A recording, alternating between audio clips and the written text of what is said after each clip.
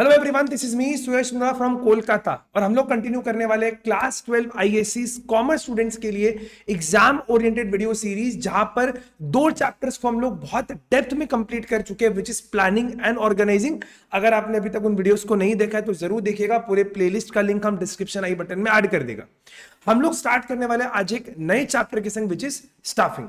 देखिए, staffing chapter को पढ़ने के लिए आपको सबसे पहले इसको लिंक करना पड़ेगा ऑर्गेनाइजिंग चैप्टर के साथ। ऑर्गेनाइजिंग चैप्टर में हम लोगों ने क्या किया था? ऑर्गेनाइजिंग में हम लोगों ने अपने ऑर्गेनाइजेशन में जितने भी एक्टिविटीज इंवॉल्व है, उन सारे एक्टिविटीज को आइडेंटिफाई किया। जो सिमिलर नेचर के एक्टिविटीज है उनको क्लब करके एक डिपार्टमेंट बना दिया। अब डिपार्टमेंट बना तो डिपार्टमेंट को रन करने के लिए, डिपार्टमेंट को सुपरवाइज करने के लिए एक जॉब रोल क्रिएट किया। जैसे फॉर एग्जांपल मान लीजिए हमने बनाया परचेज डिपार्टमेंट। उस परचेज डिपार्टमेंट को चलाने के लिए there has to be a purchase head.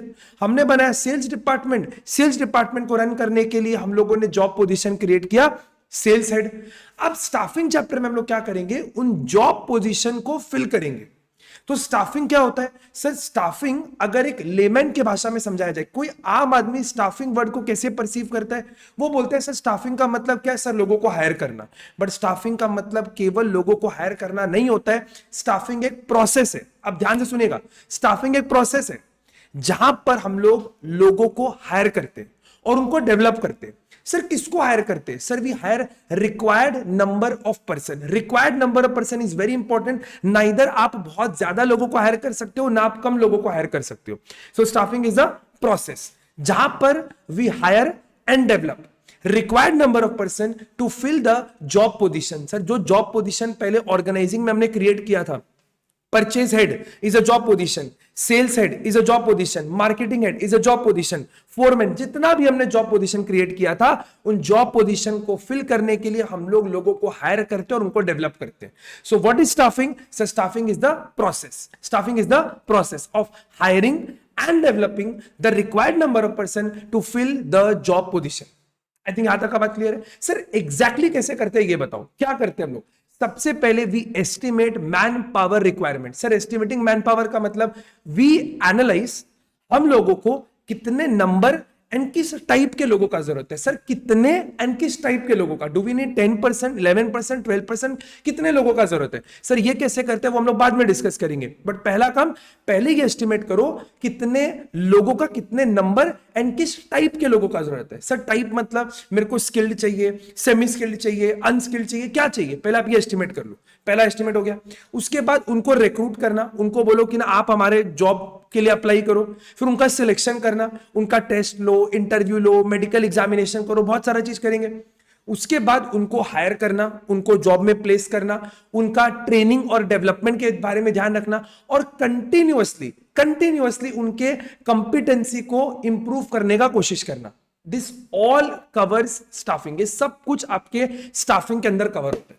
तो एक बार हम लोग पढ़ते हैं क्या लिखा हुआ है। सबसे पहला सर स्टाफिंग का मतलब इट इज अ प्रोसेस। ध्यान रखिएगा, it's a process. Sir process किस चीज का? दो चीज का, हायरिंग एंड डेवलपिंग। सर किसको? The required number of personal. क्यों? To fill the job position. Process, process please everyone concentration एकदम चरम सीमा पे, everyone please. Process, hiring, developing. Sir किसको? Required number of person for what? To fill the job position. Sir कैसे करते हो इस चीज को? सबसे पहले we estimate the number and type of person required. We estimate the number and type of person required. उसके बाद उनको रिक्रूट करना और उनको मेंटेन करना और कंटिन्यूअसली उनके परफॉर्मेंस को, उनकी कंपिटेंसी को इंप्रूव करने का कोशिश करना। कंटिन्यूअसली उनको ट्रेनिंग देना, डेवलपमेंट देना, ये सब कुछ आपका कवर होता है स्टाफिंग में। तो इन्वॉल्व में आप तीन चीज ध्यान रखोगे। सबसे पहला एस्टिमेट, दूसरा उनको रिक्रूट और तीसरा उनके कंपिटेंसी को कंटिन्यूअसली इंप्रोवाइज करना। आई थिंक आपको स्टाफिंग यहां तक क्लियर है। और एक इंपॉर्टेंट बात, अगर आपको इन सारे नोट्स का कॉपी चाहिए, इनका पीडीएफ चाहिए, तो हम डिस्क्रिप्शन में टेलीग्राम के ग्रुप का लिंक ऐड कर देगा। आप उस टेलीग्राम ग्रुप को ज्वाइन करो और आपको प्लानिंग, ऑर्गेनाइजिंग, स्टाफिंग, जितने भी चैप्टर्स हम लोग कवर करेंगे उन सारे चैप्टर्स का आपको ये पीडीएफ मिल जाएगा।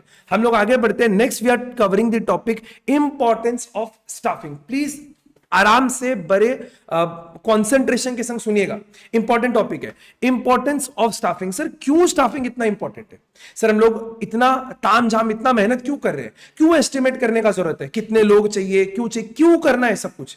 ध्यान से सुनिएगा। देखिए, बोलता है स्टाफिंग के पूरे प्रोसेस में दुनिया भर का खर्चा लगता है, huge investment is required, huge investment is required sir, money के टर्म्स में, एनर्जी के टर्म्स में, एफर्ट के टर्म्स में दुनिया भर का इन्वेस्टमेंट लगता है।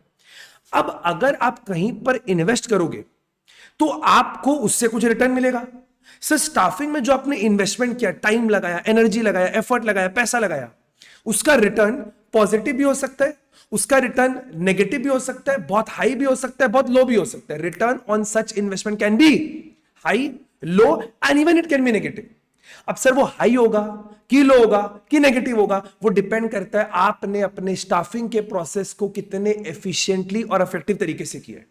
देखिएगा क्या बोला है, बोलता है to create and maintain competent and dedicated workforce, to create and maintain a dedicated workforce, एक अच्छा वर्कफोर्स क्रिएट करने के लिए और उसको मेंटेन भी करने के लिए, हायर करने के लिए और उसको मेंटेन करने के लिए दुनिया भर का इन्वेस्टमेंट लगता है। इन टर्म्स ऑफ सब टाइम भी लगता है, पैसा भी लग रहा है, एफर्ट भी लग रहा है। Sir to create and maintain, to create and maintain, to create and maintain competent and dedicated workforce, दुनिया भर का इन्वेस्टमेंट लगता है। In terms of time, in terms of money, in terms of energy, हर चीजों में इन्वेस्टमेंट लगता है। अब इससे जो आरओआई निकल कर आएगा, return on investment can be high, ये बहुत हाई हो सकता है, लो भी हो सकता है, समटाइम्स नेगेटिव भी हो सकता है। अब सर ये हाई होगा, लो होगा, नेगेटिव होगा, वो डिपेंड करता है आपने कितने इफेक्टिव और कितने एफिशिएंट तरीके से अपने स्टाफिंग के प्रोसेस को कैरी आउट किया है। तो स्टाफिंग का सबसे पहला इंपॉर्टेंस बनता है ह्यूज इन्वेस्टमेंट। सेकंड हम लोग पढ़ते हैं लॉन्ग टर्म इंप्लीकेशन। अब देखिए क्या होता है, आप अपने ह्यूमन रिसोर्स में, जहां जहां वर्ड यूज किया है HR, HR means human resource, मतलब लोगों में, आपने लोगों में जितना पैसा इन्वेस्ट किया, आज आप कहीं पर इन्वेस्टमेंट कर रहे हो, उसका रिटर्न आपको तुरंत नहीं मिलेगा, आपको लॉन्ग टर्म में मिलेगा। आज आपने अपने एम्प्लॉय को जो हायर किया, आपको उस एम्प्लॉय से जो रिटर्न मिलेगा वो लंबे समय तक मिलेगा। और लोग जो होता है ना, वो धीरे धीरे ऑब्सोलीट हो जाते हैं। जैसे जैसे आपके टेक्नोलॉजी में एडवांसमेंट आता है, जैसे जैसे नई चीजें डेवलप होती है, पीपल बिकम ऑब्सोलीट। इसीलिए जब भी आप स्टाफिंग के बारे में कोई डिसीजन ले रहे हो तो आपको बहुत सोच समझ कर डिसीजन लेना पड़ता है, because decisions of staffing have long term implication, इनका लॉन्ग टर्म इंपैक्ट आपको देखने मिलता है। क्योंकि जो लोगों को आपने हायर किया वो आपको आज के आज रिटर्न नहीं देंगे, they are going to stay with your organization for a long period of time, so they have long term implications in your organization. I think आपको दो पॉइंट क्लियर है। पहला हमने पढ़ा ह्यूज इन्वेस्टमेंट, सेकंड हमने पढ़ा लॉन्ग टर्म इंप्लीकेशन, थर्ड बोलता है मल्टीप्लायर इफेक्ट। देखिए आपके ऑर्गेनाइजेशन में असेट्स मेनली दो तीन तरह के होते हैं जो आपने अकाउंट्स में पढ़ रखा है, non current asset, current asset, fictitious asset, वो अलग बात हो गया। बट अगर आप देखो आपके जितने भी रियल असेट्स है, आप चाहे आपके लैंड हो गए, बिल्डिंग हो गए, प्लांट हो गए, मशीन हो गए, इक्विपमेंट हो गए, जितने भी आपके रियल असेट्स है, उन वो सारे रिसोर्स खुद ब खुद अपने आप में कुछ प्रोड्यूस नहीं कर सकते। वो जितने भी असेट्स है, चाहे वो लैंड हो, बिल्डिंग हो, प्लांट, मशीन हो, वो कितना आउटपुट देंगे, वो कितना अच्छे तरीके से परफॉर्म करेंगे, वो डिपेंड करता है उसको यूज करने वाले लोग कौन है। और सर यूज कौन करेंगे? Human resource. तो बोलता है ह्यूमन रिसोर्स अगर अच्छे हुए तो जितने भी आपके land, building, plant, machine, equipment है, वो बहुत जबरदस्त तरीके से आउटपुट देंगे। बट अगर उसको यूज करने वाले लोग ही अच्छे नहीं है, आपने कितना भी अच्छा लैंड खरीदा हो, बिल्डिंग खरीदा हो, मशीन खरीदा हो, इक्विपमेंट खरीदा हो, वो उतना रिटर्न नहीं दे पाएंगे। तो क्या बोलता है? Human resource is the most valuable asset of any organisation. Very very important sir, किसी भी ऑर्गेनाइजेशन का नींव उसके एम्प्लॉय है।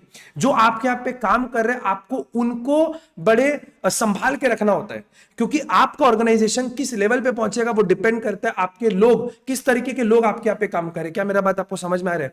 Other assets such as land, building, plant, machine become productive only when human resource use them properly. आपके जितने भी land, building, plant, machine है, वो प्रोडक्टिव तभी बनेंगे जब आपके ह्यूमन रिसोर्स उनको प्रॉपर्ली यूज करे। इसलिए बोलता है quality of human resource has multiplier effects on all parts of the organisation. आप कितना भी अच्छा मशीन लगा लो, कितना भी अच्छा इक्विपमेंट लगा लो, लेकिन अगर आपके यहाँ पे जो लोग काम कर रहे हैं अगर वो अच्छे नहीं है, उनका क्वालिटी अच्छा नहीं है, आपने उनको प्रॉपर पे नहीं दिया, उनका ट्रेनिंग डेवलपमेंट में ध्यान नहीं दिया, तो ये सारे असेट्स किसी काम के नहीं है। आई थिंक आपको मेरा बात यहां तक एकदम समझ में आ रहा है। तीन इंपॉर्टेंस हम लोग कवर कर चुके हैं स्टाफिंग के ऊपर। सबसे पहला बोलता है huge investment, huge investment. Second long term implication and third is multiplier effect. ध्यान रखना है इंपॉर्टेंस कितना है? 6। We have to learn 6 importance. कोई भी इंपॉर्टेंस को आप स्किप नहीं कर सकते हो, कोई भी इंपॉर्टेंस को आप स्किप नहीं कर सकते हो। हम लोग बढ़ते हैं अपने नेक्स्ट इंपॉर्टेंस की तरफ, विच इज होलिस्टिक अप्रोच। देखिए क्या बोलता है, किसी भी एम्प्लॉय का, आज I am suppose working in an organisation, मैं कितना इस ऑर्गेनाइजेशन में कंट्रीब्यूट करूंगा वो केवल मेरे कंपिटेंसी एंड परफॉर्मेंस पे डिपेंड नहीं करता, वो केवल मेरे योग्यता पे, मेरे स्किल पे डिपेंड नहीं करता है, बल्कि वो कहीं ना कहीं बहुत ज्यादा डिपेंड करता है मेरे सुपीरियर एंड मेरे सबऑर्डिनेट में कौन काम कर रहे हैं। प्लीज मेरा बात ध्यान से सुनिएगा। कंट्रीब्यूशन ऑफ एन एम्प्लॉय, मेरा कंट्रीब्यूशन मेरे ऑर्गेनाइजेशन में केवल मेरे खुद के कंपिटेंसी पर डिपेंड नहीं करता है, केवल मेरे खुद के कंट्रीब्यूशन स्किल पे डिपेंड नहीं करता है, वो बहुत ज्यादा हद तक डिपेंड करता है मेरे सुपीरियर और सबऑर्डिनेट पे। इसीलिए बोलता है staffing is a holistic approach. ये एक बड़ा, मतलब आप इसको बहुत नैरो तरीके से नहीं देख सकते, इट्स अ होलिस्टिक अप्रोच, बड़ा प्रोसेस है ये। देखिए क्या बोलता है, contribution of any person depends not only on his और her performance but it also depends on the competency and motivation of superior and subordinate. मेरे ऑर्गेनाइजेशन में कंट्रीब्यूशन केवल मेरे खुद के कंपिटेंसी पर डिपेंड नहीं करता है, बल्कि मेरे सुपीरियर एंड सबऑर्डिनेट के कंपिटेंसी एंड मोटिवेशन के ऊपर भी डिपेंड करता है। इसीलिए बोला जाता है it's a holistic approach necessary for nurturing people and building sound human organisation. Hence a holistic approach, आपको केवल एक एम्प्लॉय के बारे में नहीं देखना, आपको सबके बारे में सोचना होगा। Hence a holistic approach is necessary for nurturing people, लोगों को ग्रूम करने में, and building a sound human organisation.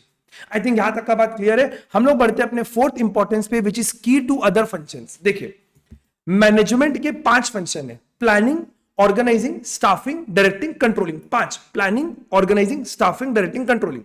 Sir planning हो गया, हमने बहुत जबरदस्त प्लान बनाया, प्लानिंग हो गया।